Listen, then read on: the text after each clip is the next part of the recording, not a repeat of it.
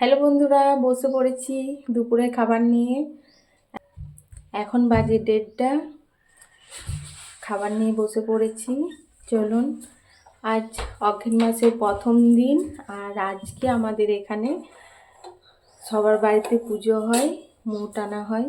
তো কার কার বাড়িতে আছে অবশ্যই জানাবে। আর দেখুন আজকে দুপুরে কি কি রান্না করেছি, চলুন দেখিয়ে দিই। ভাত গরম গরম, শাকে বেগুনে, পালং শাক, বেগুন, আলু, শিম দিয়ে করা হয়েছে। আজ নিরামিষ রান্নাই করেছি, পুজো হয়েছে। এই যে পটল ভাজা, আজকে পটলগুলো এইভাবে ভেজেছি। আর আছে আলু ফুলকপি ঝোল।